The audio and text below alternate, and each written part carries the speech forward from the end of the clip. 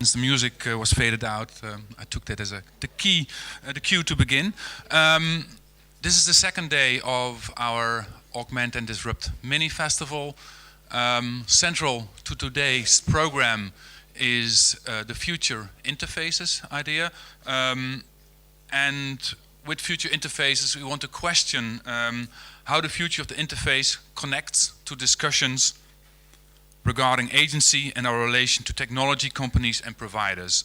And we do that in several programs. We've already had some discussions earlier on today.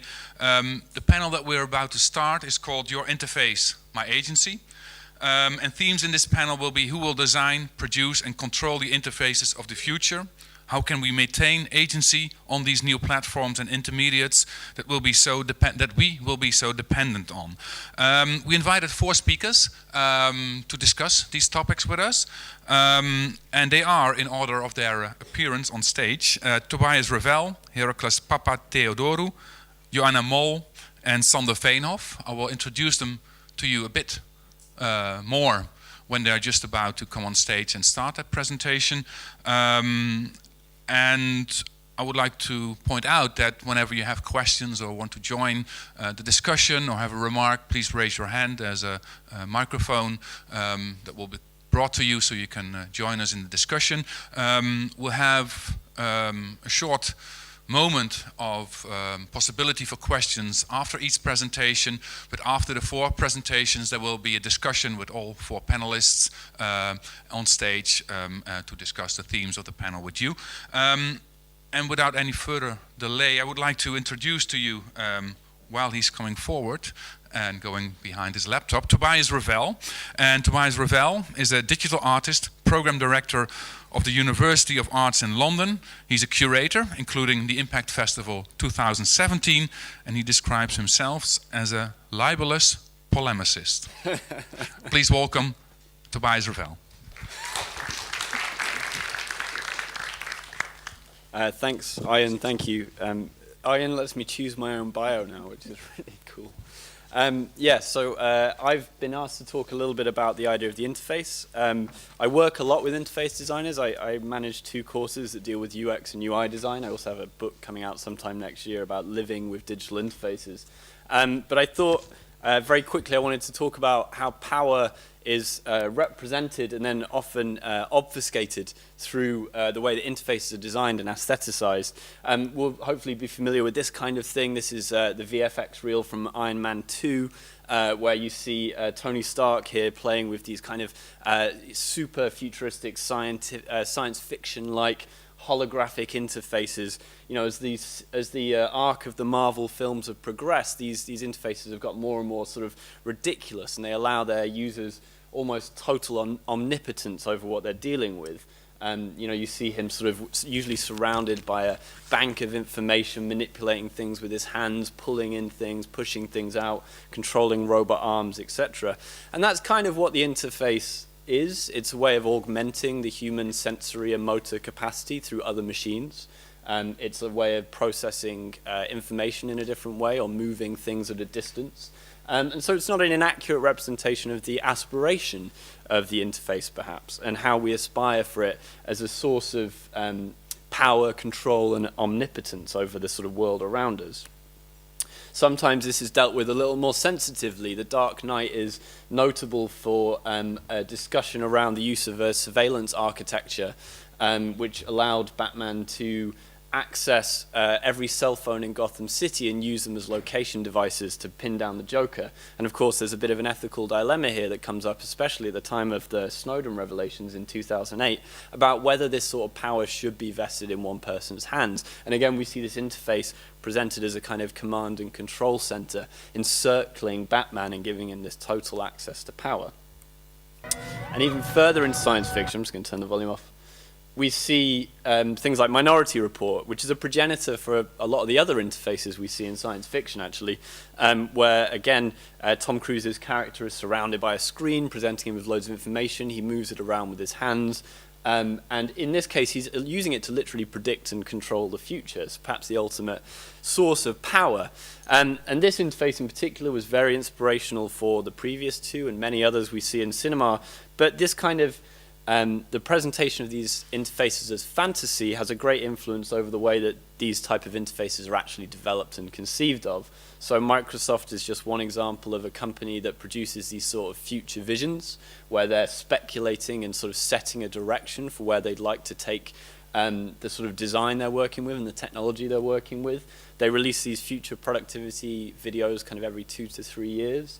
And in this one, again, we see it a bit friendlier and less dramatic than in the films, maybe. But again, it's presented as a source of power, control over information, control over things that are normally beyond the realm of the human, the amount of sort of detail and a fidelity to the information around them. And there's a deep history to how we think about interfaces that's tied into magic, and that's something that with my collaborative partner Natalie Kane, I've worked on a lot in a project called Haunted Machines, which we curated IMPAKT 2017 under the theme of the invention of the computer, or the personal computer rather, was quite a radical shift in the technologization of the home, because for the first time you had a device which didn't have a particular singular purpose that was sort of coming into the house. So whereas, for instance, the domestic devices before the PC are things like toasters, washing machines, fridges, things like that, which have distinct purposes. Fridges keep things cold, toasters toast bread. The PC, in its multimodality and its multiplicity of uses, as an image maker, as a processor of mathematics, as a word for use in producing Word documents, but also later as a connection to the network, was difficult to describe, and so advertisements usually fell on a kind of supernatural or science fiction aesthetic. You know, there's Isaac A. Asimov with the PC as something that's literally from outside of the world, an alien device entering the home, email presented as a kind of poltergeist, and then Microsoft Excel much earlier on saying that the Excel is the soul of the machine, the spiritual core of computation is Microsoft Excel, which being in a sort of senior management role I can believe increasingly. So these kind of things sort of start to infest the language of computation and the interfaces with which we interact with computation.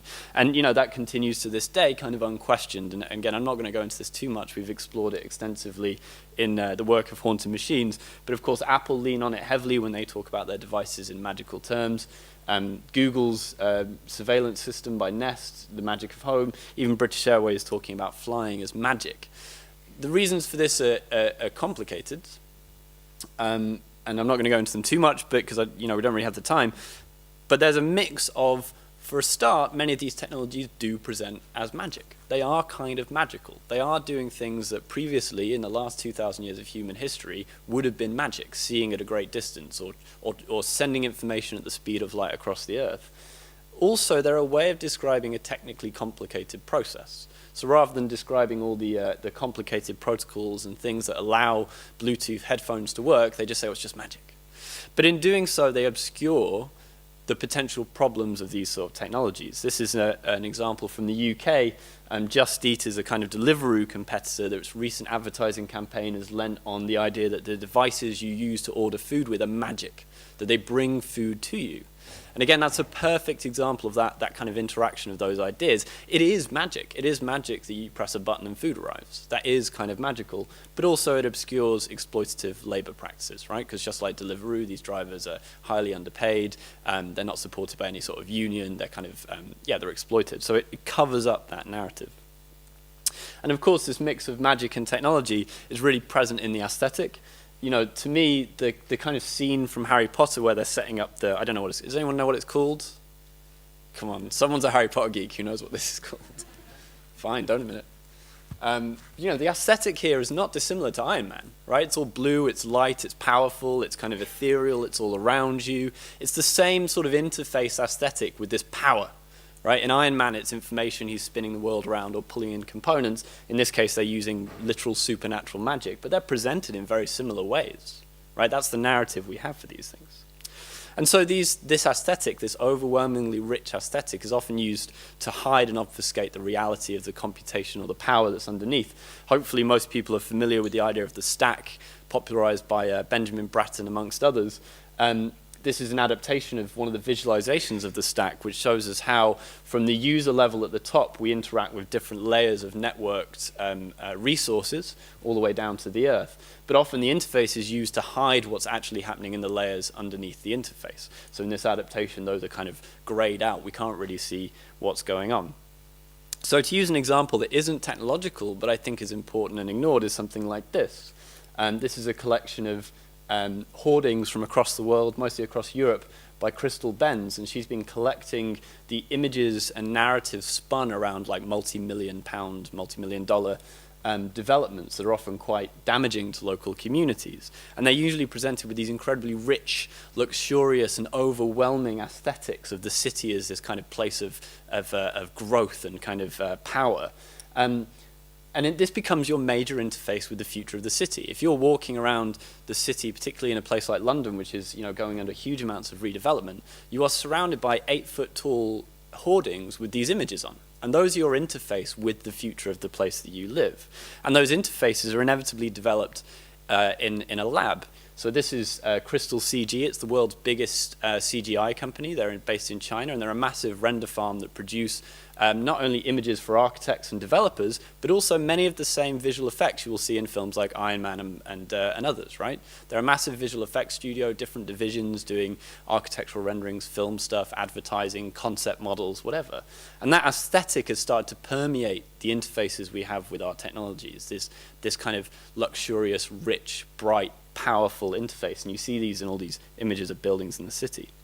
Dan Hill, in his quest to kind of overthrow this regime, undertook a project called Noticing Planning Notices, where he went around London and filmed planning notices. And these are the simple pieces of A4 paper the local government puts up in order to tell you what's about to happen to this space. And it can be stuff, it's quite prosaic, like there's a shop opening time changing, all the way down to we're going to demolish this entire block and replace it with luxury flats. But this is the true site of the interface. This is the true power of the state in the city. This is actually where it's happening. By the time you've got to hoardings and renderings, it's too late. The opportunity to interact through this interface is gone. It's been passed. But this interface is not gorgeous and luxurious and kind of evocative. It's just a simple piece of policy paper. So I'm interested perhaps in the discussion of exploring ways we can exploit the interface in order to expose the architecture of the power underneath. And I promised I'd talk about speedrunning to Joanna, so I'm going to a little bit. So speedrunning I've recently become really interested in. I wrote a short piece for a Supra System studio book, which you can buy online, about this subculture in video gaming. Speedrunning is essentially the art of completing a video game as fast as possible. It's that simple. In this case, it's someone who completed Dark Souls 3 in 35 minutes, 25 seconds, which was the record in May 2018. It's no longer the record. The thing about speedrunning, though, is instead of just following the path of the game, as the developers have laid out, you're allowed to exploit the architecture of the game in any way you like to reach the end as fast as possible. So in this case, the player has found a way to glitch the game in order to clip through the map so they can travel across the architecture of the game much faster without facing lots of different enemies and puzzles and whatnot. And this is different to hacking, and that's kind of important. Lots of people see this and go, well, it's hacking. Hacking, to me, would be breaking into the video game, changing the code, so introducing assets or adapting assets, and then playing it. So you fundamentally change the rules. What speedrunning is it's a peering through of the interface. The people who speedrun see past the narrative that's laid out for you by the developers. They see through the game that's poured out for you by the developers, and they move on to the next level, the actual technological architecture of the game, and turn that into their own playground for them to play with. And it's an incredibly competitive and exciting world. Finally, I just want to finish up with an experiment of mine in trying to see through the power of the interface.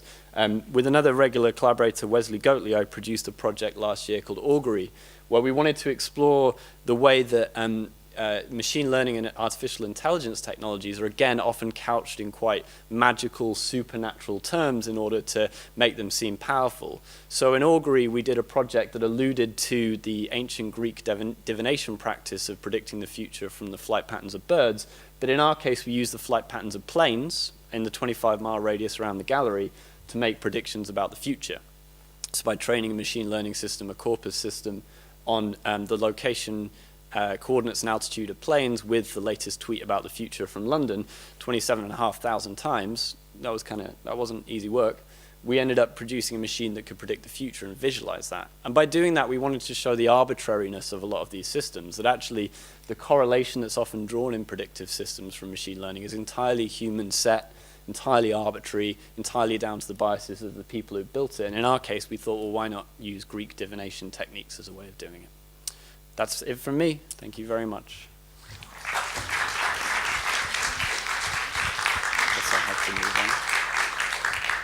Thanks a lot, Tobias. Sure. Before we move on to Heracles, are there any immediate questions maybe for Tobias? If not, we'll simply go on to the next presentation. Yeah, welcome Heracles, please take your position behind the lectern.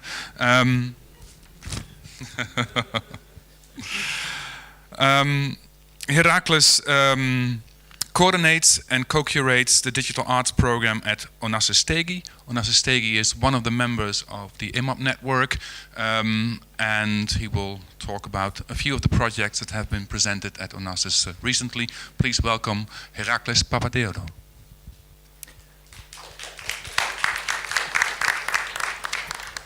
Thank you for this opportunity, Aaron. Tobias, I feel a little bit threatened from your great expertise beforehand. So I'll try to approach a different point and what UX design is currently at. I'll try to approach this from a language point of view and try to discover why do we assume that our agency is lost, whose agency is lost, because not everybody's agency is lost. And so allow me to take you on this language-like path, a power play that is, and to show you a couple of examples of artists that we have worked with that try to discover new ways against it.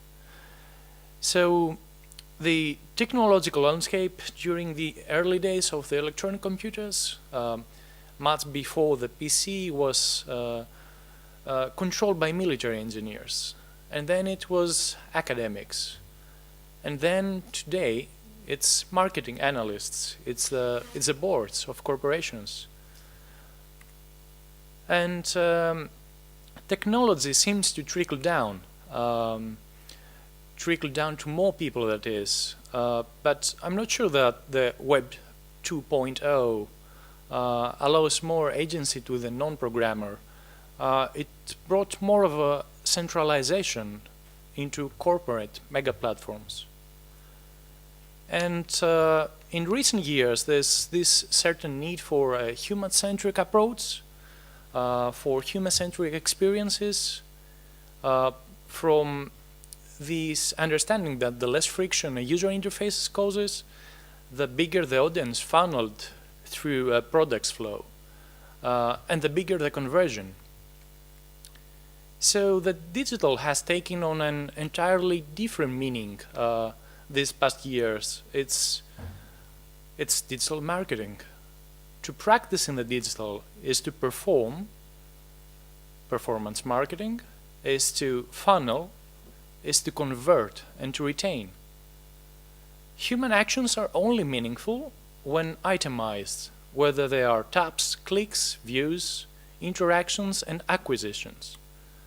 And driven by these measurable goals of performance indicators, that is, what would once be called human-computer interaction has turned into a proper design discipline to ensure retention.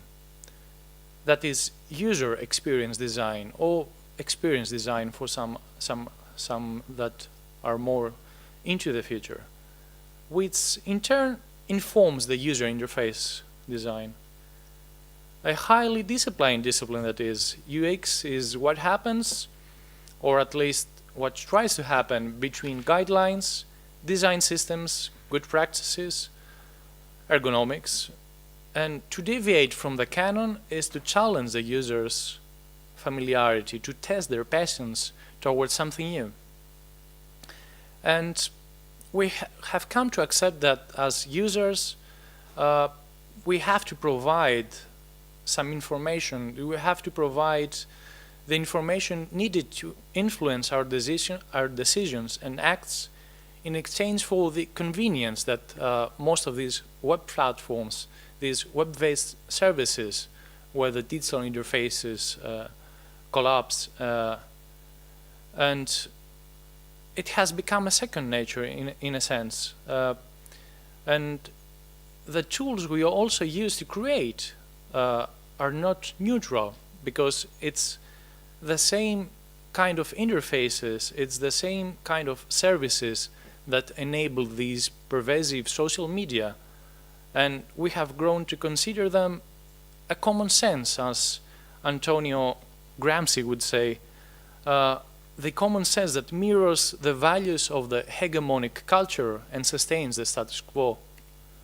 And the artist is also a user of such tools, of course, design guidelines, marketplace rules, popularity algorithms. Therefore, the creator's agency is also at stake. Artists have been superseded by content creators. They are to produce content to be contained merely by the centralized distribution platforms, and therefore have to conform to the platform standards. In a rather telling way, the human element was replaced by the user. The user is merely an actor defined by the product, and what agency is left in anyone labeled the user? What power lies in controlling interface that is actually at stake? It's the power to dream a different reality. And who gets to dream this different reality? How do artists bring the interface to the front and address the power relations within and allow us to dream? An example of a collective that we have worked with in Athens is Media Electronic. They have developed Rhizome 2, an interactive, I'll quote, soundwalk built around the georeferencing application. The walker is free to choose her own path through a specific urban zone, and as she moves, audio files are triggered, playing content that ranges from interviews to field recordings to electroacoustic compositions that have been created based on field recordings. Precisely because soundwalks are composed as a form, as Christos Karas, director of Anasystegi, recently notes, at the very least, they involve forms of mediation. At the very least, choices made, but ever more frequently, the use of technological interfaces of various kinds used in soundwalks, more often than not, are digital. It's important to address questions concerning this, if any, cultural specificity of the use of digital tools in this area. And in a sense, Rhizome is an anti-example. It has surrendered to the aforementioned pervasive technologies. It uses the same mapping techniques, the same ways of displaying information over a map. But even when the interface can no longer serve its purpose, when it becomes antiquated and no longer sustainable to develop and continue developing to be distributed on these mega platforms, ownership or property can be still preserved. This is one way to expose the interface, to evade its restrictions by continuously adapting your work. And not unlike how the faces of buildings change through time, their agency is lost to the interface of the city, but is reclaimed in the form of reconfiguring one's property. And Rhizome has been reassembled into an exhibition gallery format, into an extended reality environment in which the participant continues to be allowed to experience different sequences, layerings of media content, discovering new narratives. And what Rhizome tries to do is follow Athens' course through time, from the ancient cemetery of Keramikos to the Trojan lines, to the gas factory at Gazi, to the ancient but operational still avenue of Heracles and its nightclubs through the development and gentrification of the area, to stories of immigrants, artists, tourists, nightclubs again, alternative cultural spaces, all towards the overlooking Acropolis. And this makes sense. How can a single interface mirror the reality of a complex city? And another example I'd like to talk about, we had the opportunity to work this season with Daniel Wetzel of Rimini Protocol in Athens. They have developed a hybrid between a theater performance and interactive installation, primarily for teenage audiences. They leverage the suspension of disbelief because they labeled it as youth theater, but it's not exactly theater. And they have reproduced a chatroom UI where the audience and the so-called game masters discussing. And these game masters introduce quizzes and polls. Tasks separate the participants into different filter bubbles, hence bubblegum, according to their answers and beliefs. How far is the game master that speaks through this chat room from the participants themselves?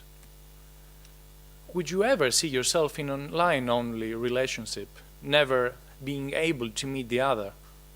And the teenagers are called to the front, asked to share their own experiences with people that they have met online, or stories of their friends. And long story short, to their surprise, the game masters they've been talking to are revealed to be bots, software agents without agency of their own, but controlled by an actual puppeteer.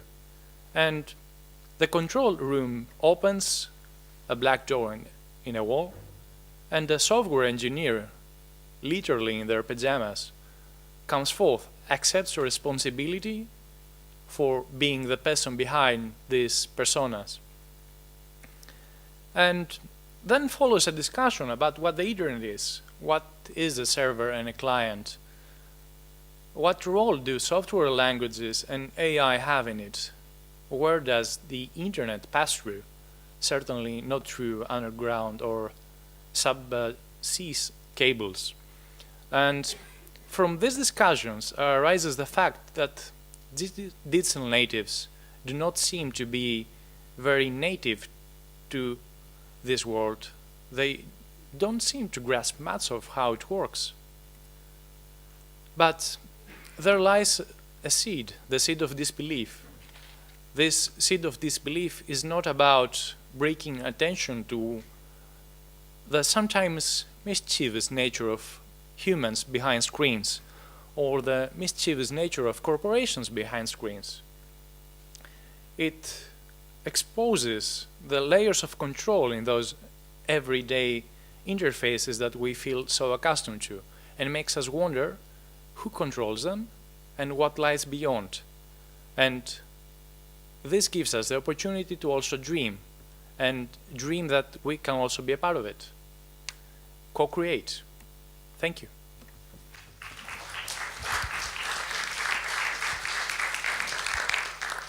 Thank you, Heracles. Also thank you for connecting this question of agency to the power to dream a different reality. If anyone has a question, yeah. There's your microphone. Okay, my name is Samuel.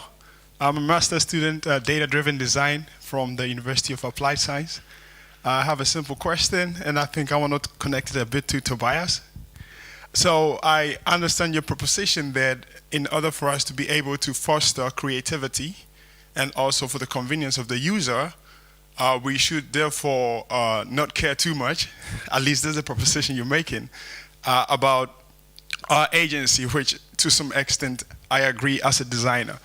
But my question is not about how this cumulated intelligence of our own agency can help us in the creative process, but who has the power in your example of the programmer who comes out in the pajamas, to use this, and how are they going to use this agency that's accumulated over a period of time? And that's a pain point that we need to look at. Also, to come back to Tobias, you make a strong argument that the user should not be concerned only with the interface layer of the stack, but should be able to look into other aspects of the stack. And I have with me here an app on my phone. It's called Bloom. Maybe some of you know it. What it does is that it gives me the power to be able to secure all the data that I generate with my Facebook, with my LinkedIn, and all social media services. That way, Facebook, LinkedIn, and whatever big company it is, does not have a direct access to my data, which is what they're using to generate more new devices and new interfaces. But the question is to you is, even though you make such a strong point, how can we ensure that the user is more engaged, not only in the interface layer, but can be more, because I am into data-driven design, and I understand that I'm trying to do this. Your question is clear. Okay. So we must keep on schedule, but maybe first Heracles will respond, and then Tobias can respond to the second part of your question. Thanks a lot. I think I'll quickly go through it. I think it's a nice topic to expand on the panel, but it's easy when in a performance and context to claim responsibility for being the actual controller of an interface. And although it is easy, not many artists do, because it breaks the magic of the performance. And you wouldn't want to have this all the time, because there would be no suspicion of this belief afterwards. So in my opinion, what's important is for these mega platforms, or the people responsible for working in these mega platforms, to actually assume responsibility in a sense, and hiding this responsibility in data that they have collected from samples or users, or let's say fake users, such as the case of the Bloom app, is not a solution. It has to be the human that comes back to the front, and not the user of an application. Maybe Tobias, your response to the second part? Yeah, maybe it's something for the panel as well, but I don't know that all users need to be engaged with everything that happens with their data. I think for people like us who are here, being intellectual, that's a cool thing to do, but perhaps for most people, that it's the responsibility of the people developing and deploying the technologies to do that front loading for people, and then for them to just accept that they're working in a more responsible way. And also I think that the idea that somehow digital interfaces have reduced the amount of agency people have, I don't fully buy into that either. There's always been ways of restricting people's agency through systems, bureaucratization, management structures, access to various services. So it's interesting in that the designer technologist plays a bigger role now, but it's a bit like the video game example. It's about having a discussion with the power underneath, which is still the state and is still the profit motive. So it doesn't really, I don't know that users need to be fully engaged with their data, because most people are just trying to get on with their lives, in their day. But thanks a lot. I'm sure we'll get to these topics more also in the discussion. But now it's time to move on to our third speaker, Joana Moll. And please take your position. Joana Moll is an artist and independent researcher that explores the precarious balance between politics, economics, data and human nature. And Utrecht will see more of Joana Moll in the upcoming months, because she's a resident artist in the IMPAKT program at IMPAKT here in Utrecht. Please welcome Joana Moll.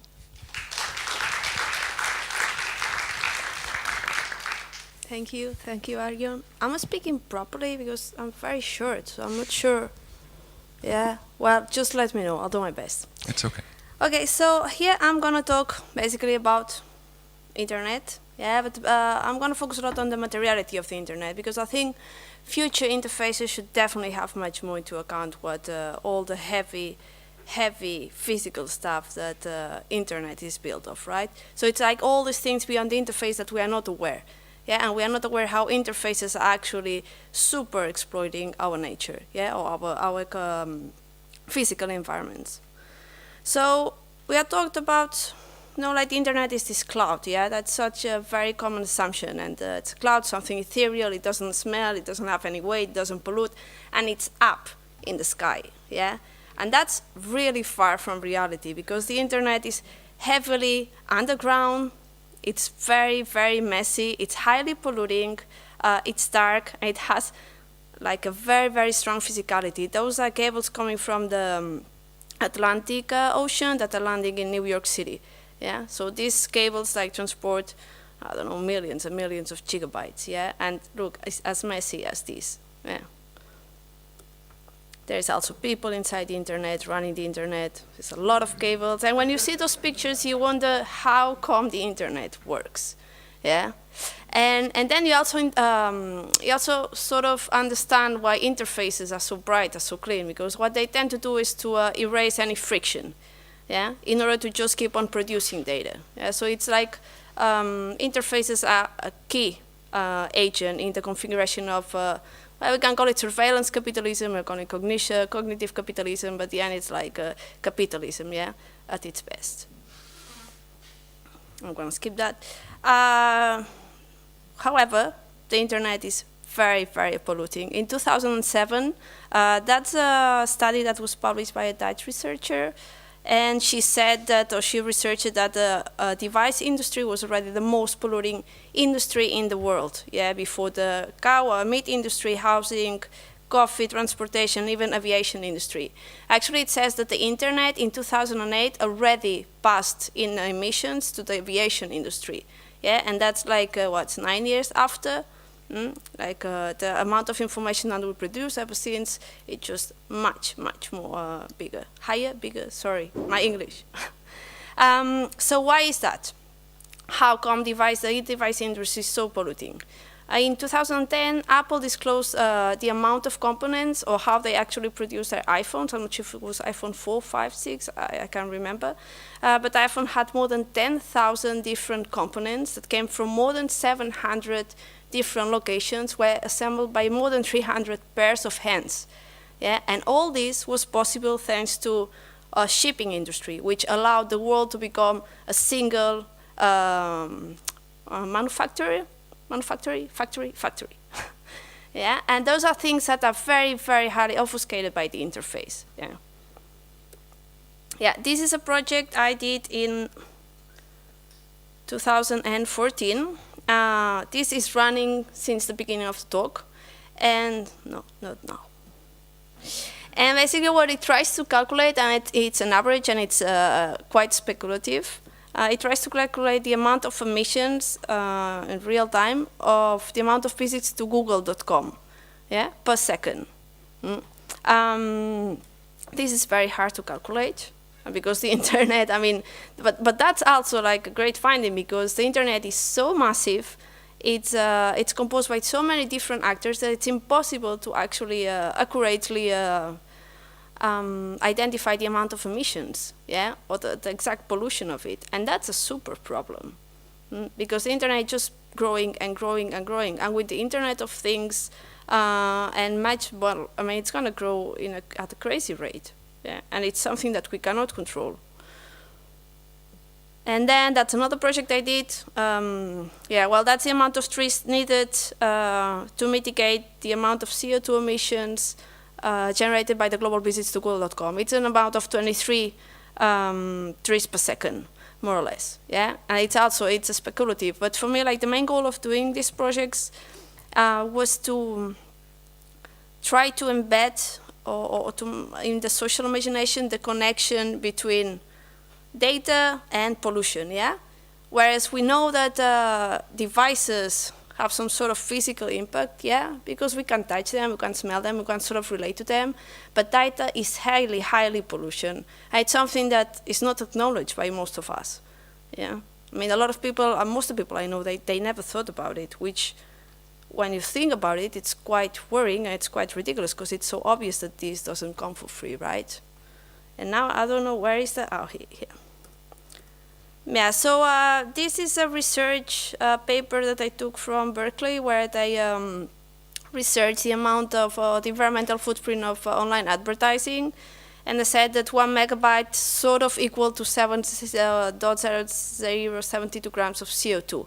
Yeah, but also they say that this is like very, very estimated. Because as I said, I mean, the internet is far too big to have precise calculation on this matter, but still, I mean, for me it's a number that it helps to land some of the projects that I do. And if this transferring of information is done through 3 or 4G networks, it's 3 to 4 times bigger, 4 to 5. I'm very bad at numbers, yeah, but it's a lot more. No? So,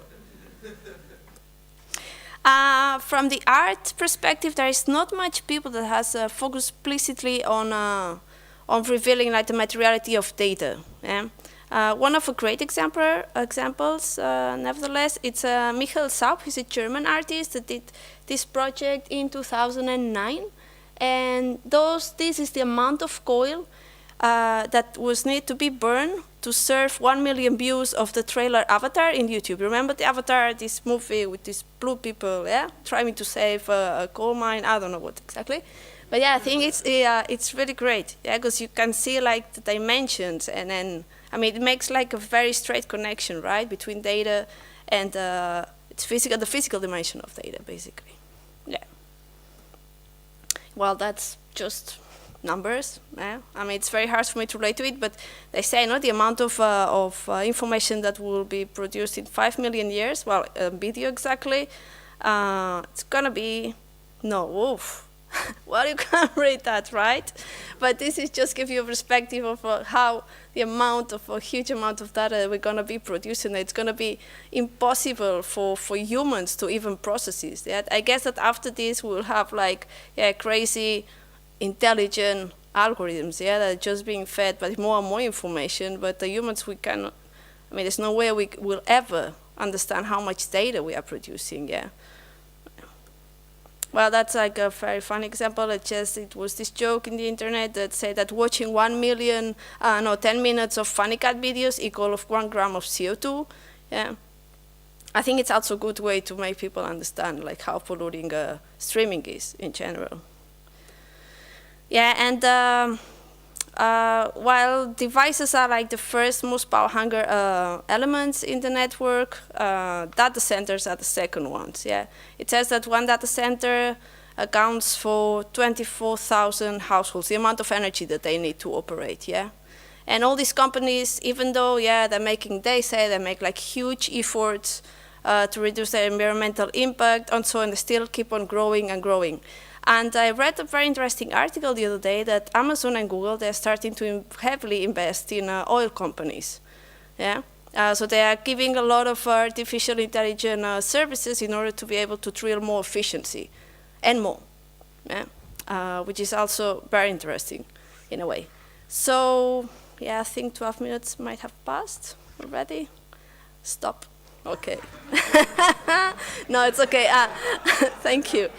Okay, no, I'm done. I think we can just keep on going. Thank you. 2 more minutes. It's okay.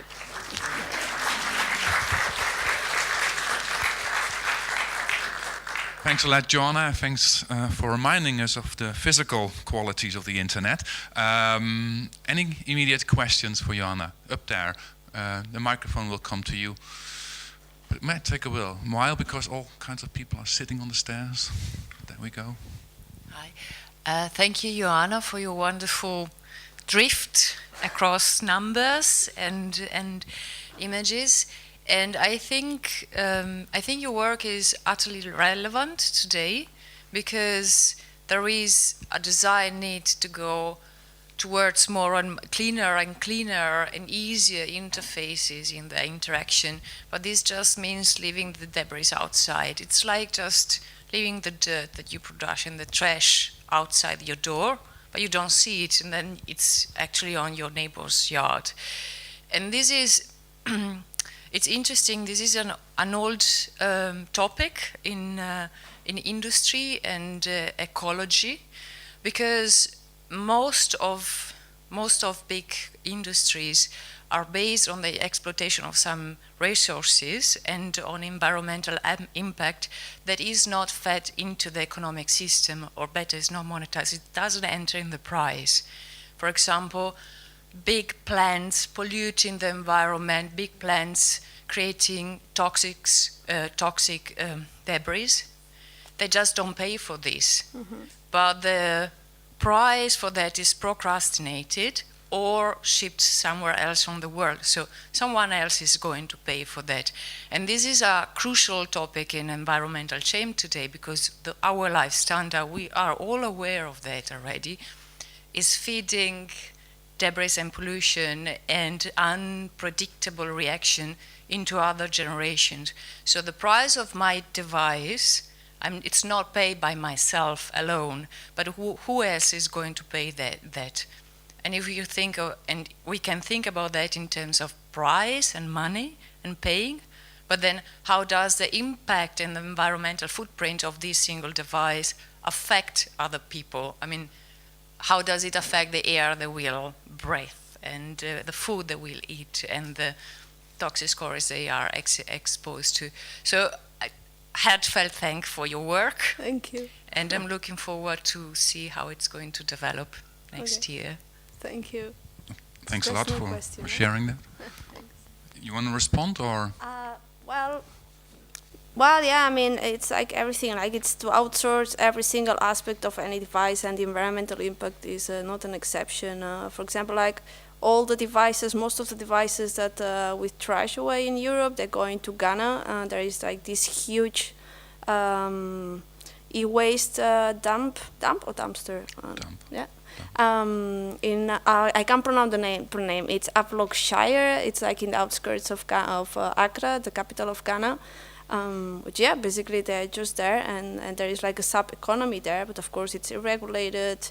Yeah, I mean, it's just a wild west over there. And with this, many things. I mean, the amount of the residues, the toxic residues, waste we produce while manufacturing our devices. I mean, it stays in China, in Mongolia, in all the refineries, in all the mines, and also other parts of the planet. But yeah, we don't really see it. And what's the thing? I mean, with the interface, it's like they just obfuscate all these processes, right? And that's terrible, because at the end, it's coming to us in other ways. Yeah. Well, look at climate change, for example, right? So yeah. The price is paid elsewhere, but I think also in future generations. So we'll continue with the fourth speaker, Sander Veenhof. Please get your position, Sander Veenhof. With his works, Dutch artist Sander Veenhof offers a hand-on peek into the future. In his speculative projects, he examines the boundaries, opportunities, and dilemmas we will face in the tech-oriented future ahead of us. Please welcome Sander Veenhof.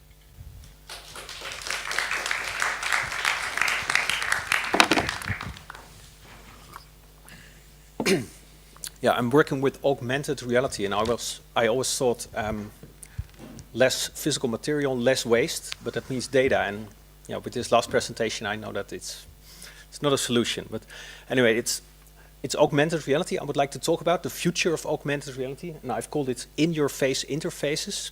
And I would like to talk about agency again, because I really think, it's going to be an issue. How to be your own robot. That's going to be a thing in the future. So I've been using AR for a long time, and AR is going through some changes. This is how we know it, holding up a phone. This is how it will be in a few years. Not very practical either, if this is your public space, it might be confusing. So despite the presentation, the first one by Tobias, where it's all magical, this is the reality, I think, if you're in each other's augmented reality. Fortunately, Apple is realizing that's not going to work. So they're thinking you need this thing in front of you, plus your wearable, and that's going to be a little trackpad, so you have a cursor around the space. Another thing with AR that's changing is that it used to be like all these nice, cute characters, but it's more moving into this business world. It's going to be much more instructive if you have this device in front of you, which is going to tell you what to do and what not. And that also means that this whole business, which used to be fun and great, there's a lot of battle now going on about the patent issues there. Companies are being sued because of patent problems. And that's because AR is going to be a real big business, because it's going to influence us in the near future. What you see is that, for example, a company Snap, they have now a patent to limit your augmented reality appearances in the world. You have to pay Snap to make something appear. So something I did in the MoMA in 2010 to have this uninvited exhibition there, I could only do the same thing right now by paying a company like Snap to have that thing appear. And that really changed the concept of this, because this was about exhibiting uninvitedly, using this democratic new reality of augmented reality. But with this commercialization, that is going to change. And of course you say, well, then choose another app. But the thing is, of course, there are a lot of alternatives, but if you just use one app and nobody knows about it, it doesn't really make sense. And to illustrate it with this one, this is a virtual traffic light, but if you have just one user, it doesn't really make sense. You need massive amounts of people to make this work, to really block this narrow traffic path. And there's another problem here, which is the way you see it. You need something like this for AR to really have more impact on you. And fortunately, we are slowly getting towards that now. You have, for example, the HoloLens device, and you can see one here, but it doesn't work outside yet. It's holographic stuff, so outside it doesn't work. If you really want to have a sort of immersive experience outdoors, it's best to use virtual reality. And this is a project I did at the IMPAKT Festival in 2014. The Soft Machines editions, where optimized human meets artificial empathy, where you were taken on a date. This was, it looked like this. So of course with VR you can't see anything, but with the guide things are going to be fine. And the guide and the person wearing the VR were both instructed. You could communicate back and forth through an interface. So instead of asking a question to your date, you could just press a button and the date would see a question pop up in the screen to answer it. So it's about control. This type of VR outdoor didn't really, it wasn't very much a breakthrough. I think VR is more meant to be experienced like this, inside, sitting down, or we've seen this image before, together with people, but still, the thing is, Mark Zuckerberg, that's sort of the thing here. I want to point out, of course, Mark Zuckerberg wants control. It's once again this business thinking in the field of AR, and it's quite understandable why. By putting these glasses on people, they get a peek into our life that is even more intense than what we are now giving them with our data. The fact that they can look around and register everything, send it to the cloud, and send back some instructions to us. It's going to be a loop which is very interesting for them, and they're also going to say it's very interesting for you. And if you think, well, we are not going to wear these devices, of course you're not going to wear the one on the left up corner, but they're getting smaller and smaller, and at one point they're almost invisible. So you're going to wear them when you're shopping. This thing will tell you what is good for you. And all these things have been patented once again. Our whole future is already described in patent filings. There's even this thing where you're cutting a cucumber and it's a game. So you're getting points for each chop that is right. This is amazing to dive into this, but if you would wear an augmented reality wearable, you would make a symbol like this. It could be interpreted as a heart, but it's a patent by Google. So of course you can still do that, this gesture, but the software to recognize it is patented, so it will not be available on some other devices. Another patent to recognize a bored audience. I see Tobias, for example. I think I don't need glasses right now, but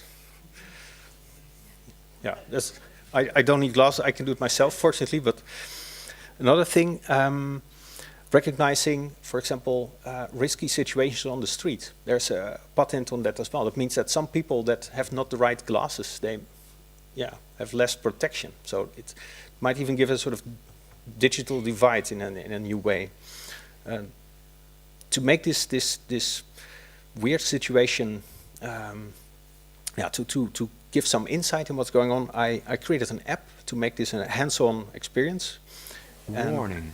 And the app works like this. It does object detection. Avoid making gestures reserved for that device, and it as tells you documented in patent what is not allowed. 493214996 by Google. Sorry, a person in the room might be waving, but I cannot tell you the meaning of the gesture because of patent number US 8933876B2, which describes a method, including receiving, by a computer executing a non-tactile three-dimensional, 3D user interface. Sorry. Information about buildings or hotspots in your environment cannot be shown on this device because of patent US 20110199479 by Apple, which describes a personal communication device detects a geographic position, camera direction, and tilt of the image capture device. The device visually augments the captured video stream with data related to each point of interest. Please don't look at points of interest or ignore this message. Thank you for your cooperation. Yeah, and I thought about submitting this app into the App Store, but when I was about to do that, I got this email that another app of mine was removed from the App Store. And it was called the HoloLike app, and it was removed because they detected that the app was not actively supported. They thought it was too boring to be in the App Store, and which really made me think that these app stores are going to define what is in the app stores, and these glasses are going to define how we see the world. So we are going to have a struggle to put our things, our creations into these app stores as artists. So this is the app that was removed. You can wear it, for example, in the supermarket. It's a very easy app. It doesn't do a lot. It responds to voice. So you say like, and you can also say dislike. So when you see a pile of likes and dislikes, you know that there's discussion going on. So that's the only thing this interface does. Very basic, but very effective. But not good enough. I think the app didn't really have this amazing user experience. And another thing, if you look at these rules for these app stores, for example, you can't include hidden or undocumented features in your app. So this patent alert app, it's all about undocumented stuff. You know, I'm actually presenting it as a nice feature. It tells you what you can do, you think, but actually it tells you what you can't do. But also that app is not going to be accepted in the App Store. And I think for art, it's clear the way you work, but in this app world, all is about efficiency, about getting things right. So I'm really curious where we're headed towards, and of course you can say, well, there are some questions or some options you have. You can choose which apps you install, but you also have this choice of giving all your data to these big companies. You can, for example, keep them on your own, like with these data store things. But you're often seduced to give all your data away, and you think, well, let's just give it all because you're safe, because of the GDPR stuff. But the problem is they're building this really strong profile about us, and it keeps getting stronger as long as we share the data. I think there's only one solution. We should reverse this whole situation. We should become the black box again with an API and ask these cloud services to knock on our door and to say, hey, do you want this service? And it should be us to decide if we want a certain service or not.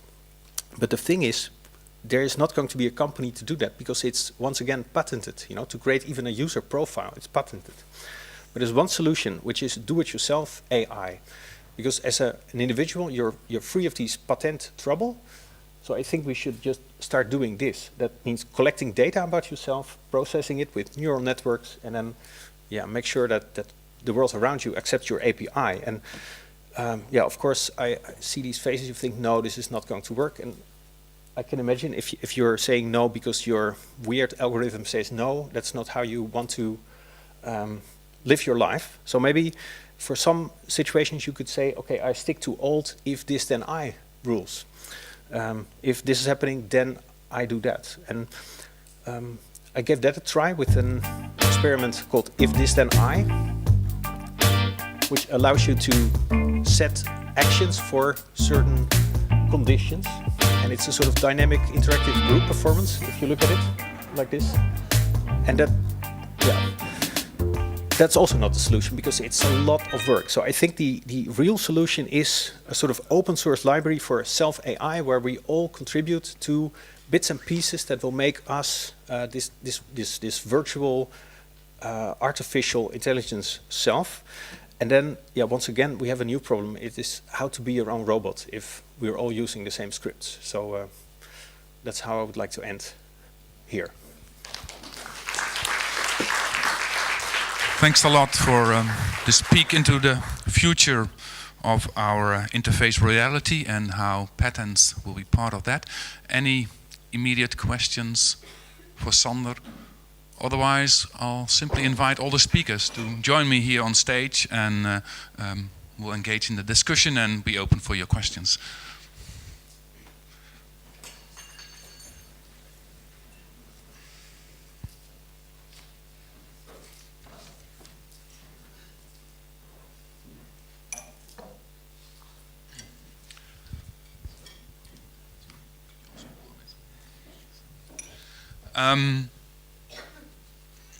Maybe let's start with asking each one of you if there was something in the presentation of one of the other speakers that you really found worth commenting on. If you take the microphone, yes. I've got a question for Joana. What would CO2 informed user interface be like? What if an experienced designer was designing for the global warming, for example? Have you ever thought of bringing more agents, perhaps, in this kind of equation of a feedback loop? Yeah, totally. This works, right? Yeah, as I said, well, maybe in the meeting we had yesterday, I'm directing this research group. It's called Critical Interface Politics at Hangar in Barcelona. And we're bringing a lot of people together now to, we are building sort of a sustainable interface protocol. And yeah, we have some sort of think tank, yeah, but a group of people that, yeah, we're just thinking how this could be visible. And we've been working in it for several years already. For example, I didn't show it here, but in all my works, except the last one, because it's too heavy and I'm embarrassed. But the others I put how much CO2 per visit, more or less, like an estimation of CO2 per visit. Yeah, so people can choose whether visit it or not before going in. But I mean, it's tricky, right? But yeah, there has to be a lot of thought on it, and we're working on it. Thanks. One question I have, maybe, I think, Sander, for instance, your presentation pointed out how we can take back control or keep control over the technology that we're using. But what I'm worried about most is that it will be such an effort to use the platforms, the devices that allow you a lot of control, and that the commercial presence of the much more convenient alternatives with less control will be so dominant that maybe you and I as or maybe not even I, as a critical consumers, would opt for the more difficult options that keep the control in the hands of the users, but that the majority of people would take the easy solution. And convenience is the biggest problem already now if we're on the internet. Of course, we could opt for all kinds of options that would allow us to keep control over our own data, but the most convenient option is most often not that option, but one that has less protection of privacy and data. So for all you as panelists, I would like to know a response or get a response on how to deal with that dilemma of that of the most convenient option also usually being the most commercial one. Yeah, I would like to react because it relates to one of the things I was saying, and I think actually, I mean, you can think of a solution, but if nobody is actually using that solution, then nothing happens. So really the key is that a lot of people need to really change something. But in order to change, there needs to be an alternative. So I think we really have to get started now, because before this problem in 10 years is even worse. I mean, these big tech companies are building these profiles. They're getting better and better, and we're not even starting yet with our own competitive alternative. So that's what I would like to do, and I'm also already trying it a little bit, to at least give it a start. So there is an alternative to choose from. But how would you, do you think you would be able to get those alternatives to the hands of lots of people? How would you gain that visibility? How would you have an industry help you develop that and bring that to larger audiences? That's, I think, the dilemma that we're facing. Yeah, I think so too, but maybe fortunately a lot of things in history go into phases, and I think a lot of people now these days think, well, there's too much technology, so maybe glitchy and ambachtelijk, that's how we call it in Dutch, like craftsmanship and technology, like technology that works only half. Maybe people will find that fascinating within a few years, and they might get attracted to that instead of this total efficiency. So maybe that could help give it a boost. Joanna, any thoughts on that? Tobias. I don't know. I think I'm more cynical about it. I think the profit motive is always too big, and there's no way around that. And Joanna alluded to the idea of moral hazard in her talk. The idea that the ease of offsetting responsibility and risk onto people is so great that that it's always more profitable and more opportunistic to do that. I think that the alternatives have an influence over the way that technology is developed, and through the communities that technologists move in, they're exposed to it, and perhaps that moves the conversation. But no, I think the alternatives are useful as talking points, but I can't imagine a mass adoption, not as long as the alternative is always preferable by all the metrics we understand. You know, that's sorry. Did you want a better answer? No. Because we've seen so many, right? There was like Elo, there was Mastodon, there was all these different ones. They all come up, and there's one every 6 months. There's a new one, and it's like it's responsible and ethical. And all the people on Twitter go, "I'm going over there. It's going to be amazing." And then 6 months later, they're all back because it sucks. Yeah, I have a comment. There is this quote that Bill Gates did, I don't know when he said it, but said that power in the digital age is about making things easy, right? It's exactly what Tobias said. It's really, really hard to bypass this. Yeah, so I'm really cynical as well. And I think that has to be maybe like, I think this could be a change if technology could be much more community-based, but not just in the way technology used, but also produced, but from the very core. Yeah, not just about interfaces. Well, there's this thing that goes along this line that if something is convenient for me, may not be for the society, but that's a difficult thing to care for. It's convenient for us, I mean, to turn the heater on at maximum and not care for what happens to the planet. Why would we care for what happens with our data? But a possible solution, I don't know, perhaps all the alternatives at this point come from the open source communities, that come from small initiatives of people that are very capable in programming or developing, let's keep it as is. But I think there's too few designers into it at this point. And what the big platforms can actually afford is people that know and people that have the patience and skill to do many design iterations on things. And the open source community is totally not there at this point.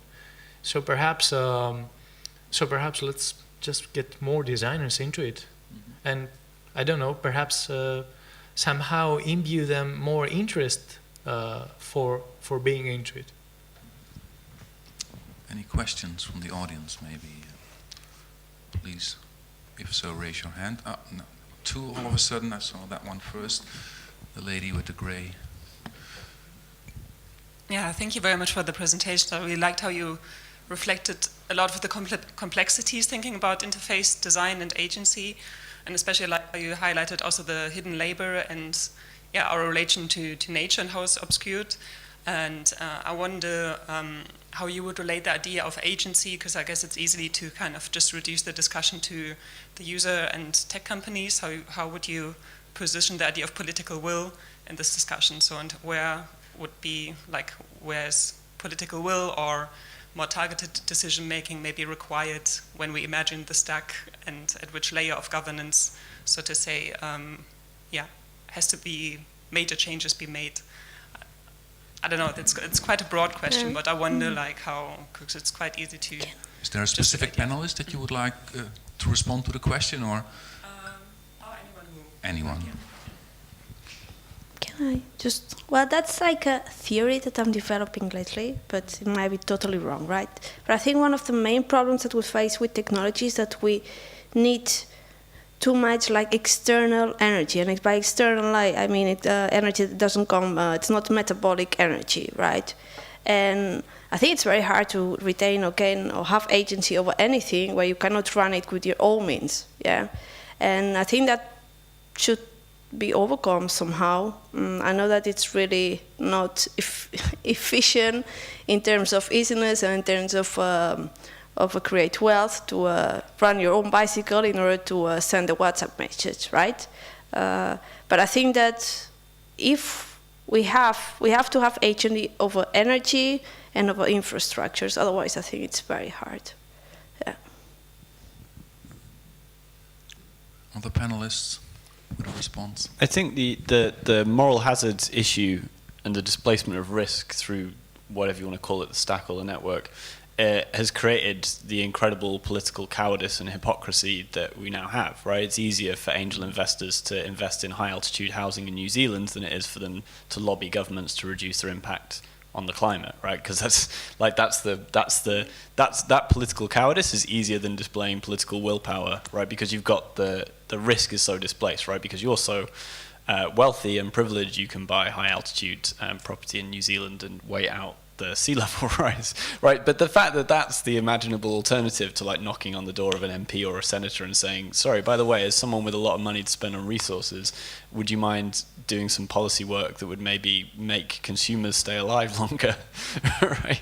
Because the preferable thing is I'm just going to run away and escape to Mars or New Zealand or wherever. But, you know, and seizing infrastructure is one thing. And there was a few years ago when the stacktivism thing was big, there was a lot of talk of seizing infrastructure. For instance, after the NSA revelations, there was a petition launched to stop any tax revenue from Utah being spent on water, because obviously the NSA data centers in Utah needed a lot of water in order to cool their servers. So the only recourse of the local populace was to lobby the local government to prevent water going to the center. They couldn't do anything at a national level. Equally, the other week, New York State in the end didn't pay Amazon to set up a data center in their state. Right? Amazon was asking a state to pay them to set up a data center, and for some reason that level of from both the local government and Amazon, the political cowardice was preferable to actually, you know, bowing to political necessity or political will. So yeah, but I don't know. Again, cynically, I don't think that ever changes, because it's just cheaper and easier to be a coward. There was a question somewhere over there.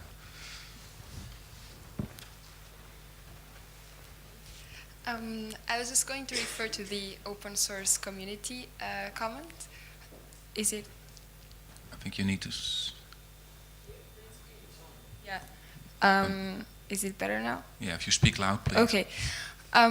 So I'm a designer. I'm a graphic designer, and I started programming because, in fact, when you try to use open source tools, things are not really ready. And actually. But it makes sense, because the open source community, you cannot also just refer to it as if there's just one open source community. There's really many, and there's a lot of different efforts, and there's also a lot of things to discuss in terms of diversity or the privilege of being able to contribute to what open source is and so forth. So there's a lot to think about the economies that underlie these structures and so on. But I think there's opportunity in these kind of festivals and connecting to artists who need platforms for putting out their tools and making it available for citizens or for other people. And I think that's also what I've seen in other institutions in Spain and that I'm acquainted with. And this is also where actually what we should be discussing, because we are here, there's also digital interfaces that connect us, and I think there's way too much opportunity that we could actually take advantage of, isn't it? And then also connecting that to local efforts and so forth. I would be curious also as curators how you see that happening in your different institutions. Well, since Joana Moll is our resident artist, we might be able to use your interfaces to determine our ecological footprint. Or I wonder, have you ever tried to measure your own consumption and how much trees you are consuming, how much energy? Is it changing the way you deal with technology yourself? No, and that's a problem, you know, because I mean it does. You are more aware, but the thing is that infrastructures are not ready, or society at large is not ready for you to take like this step while not being isolated, right? Because I'm the immediate response, like, okay, I'm not going to use this, I'm not going to use that, I'm not going to use that. I mean, of course, it informed my practice and I changed the way I do stuff, but no, I mean, I still need to use data, right? But yeah, I mean, that's the most worrying thing. And a lot of times I wonder, you know, it's like if I cannot even change myself, how come I'm gonna change anybody, right? Yeah, it's dramatic, I know, but I hope I will get there before I'm dying at some point. What panelists to respond? Well, to add to that, I think it's not just about what you do on a personal level. If let's take the example of organic farming. If the neighborhood fields don't practice organic farming, then your own crops won't be. In the very sense, if it doesn't matter if how you treat your own data, if all your friends or everyone around you don't treat it the same way. So I think it's also like an excuse to not take action. I mean, no, but I think what we have to find is not a way perhaps to introduce more policy, but a way to inoculate ourselves, a way perhaps to create communities that are more defined and are bigger and therefore are more immune to such practices. Okay. Other questions from the audience? I have maybe a critical remark for you, Joana, since you at some point you said I'm not so good with numbers, where your whole work is so much based on numbers, on the imagination of the amount of gigabytes that future streaming of video will take. How important is it for you to be accurate in these numbers, or is it more like adding something to the imagination or changing a perspective? Accuracy or changing in the imagination of people. What is the main thing? Yeah, it's more about changing imagination of people, but I also have problems with numbers themselves, because now every sort of project that I can imagine on this respect, I think about numbers and that's it. I don't want to deal with it anymore, because I don't think, I mean, I made the point already, right? But it's numbers are very abstract, and I don't feel it's something that it can really, I mean, it can help to raise awareness, but it can't really help to make a change, I think. So now I'm really struggling with this. That's why the residency, that's the concept I'm trying to come up with. Yeah, something that's running away from numbers, but can be more effective in terms of changing behavior. It's a bad word, right? But influencing sort of actions in that direction. Yeah. Yeah, and which is very challenging. It's not easy. Yeah. I do think. Us designers, artists, organizers that could change the public perception of things by organizing or producing artworks that inform people or change their perspective on things, and that's, I think, something that you're doing very nicely in your work. Thank you. Yeah. Any last questions, maybe over there? Yeah. Okay. So I think my last question would be something for Tobias and Sander, and I still go back to this issue that there is an incredible story of a young girl, 19, who is pregnant, who started getting ads from Target, and she didn't know, her dad didn't know, and her dad wrote to the target company, stop sending pregnancy ads to my daughter. And her daughter was pregnant and she didn't know, but Target, based on the data they have about this young lady, knew she was already pregnant before she herself and her family knew. And for me, for you to say that, and this is not an attack, that mass adoption of a technology should be the matrix for measuring how our future with interfaces should be governance, for me is a bit worrying also. And maybe Sander can maybe chip in a couple of things, because you are really working on a frontier where we're really putting power back in the hand of the user. In the sense that, for me, it sounds like we should pay our taxes to the government, we should be very good citizens, but we shouldn't have the right to vote how the country should be governed, because in the future, our life will not be determined by the vote, but by the data we produce as citizens, I think.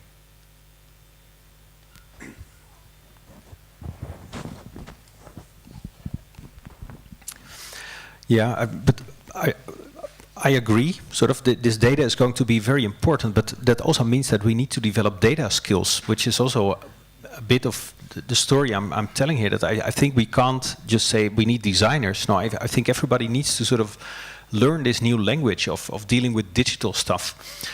Because as for example, a government, if you say, okay, here's the data of our city, do with it what you want. I was in a panel with Arjan a few weeks ago, a system where traffic lights in China are monitoring every person that crosses the red light. And you get, if you do that 3 times in a row, then this really means a lot of bad things for you. You can't take a plane anymore, those things. But if you would allow the whole community to program these traffic lights, say, okay, do with it what you want, the technology is there, but you decide what you want, not in a sort of digital fashion, not 0 or 1, but program your own rules, make them work in a way that you want, but you will have to be able to do that. So it will give you more grasp on what is going on if you can handle the tools. The traffic lights is a good example. Like there's a really good story about the Italian radicals in the 60s who replicated the keys to the traffic light systems. You know this one? And then when one of the national politician flew in, I think it was in Bologna, they just turned all the traffic lights in the city red so the politician couldn't get from the airport into town. That's kind of the tactic I'm espousing, right? I'm not like, let's make our own traffic lights. It's like, let's find the keys to the existing traffic lights and turn them all red, right? And that's like the water thing in Utah, et cetera, et cetera. I didn't fully get your question, but I guess I'm not in any way espousing like, oh yeah, we should just go along with Google or whatever because it's there.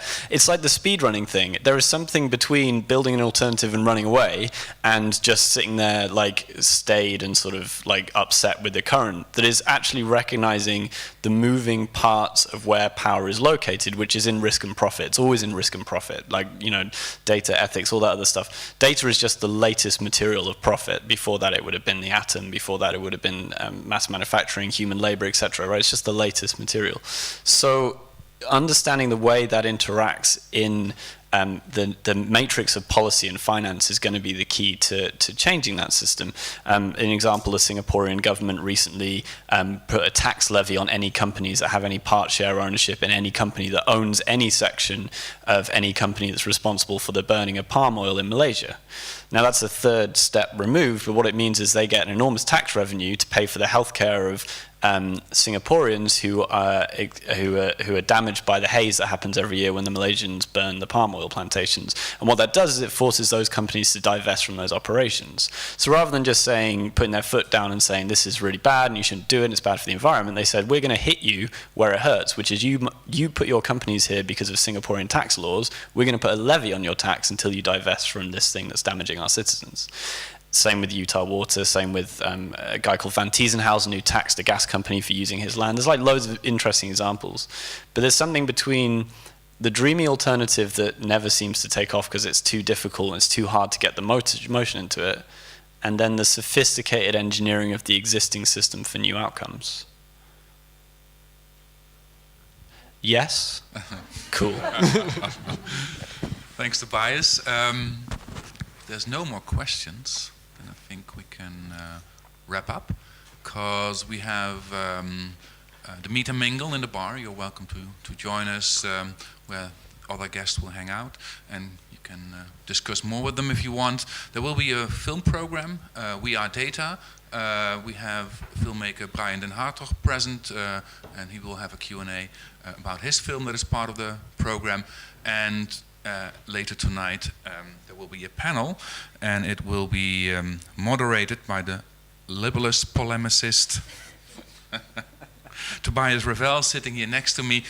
You can read in our program bulletin who are the next guests. I thank all the panelists for being here, and I would like to thank you as the audience, and enjoy the rest of the program. Thanks.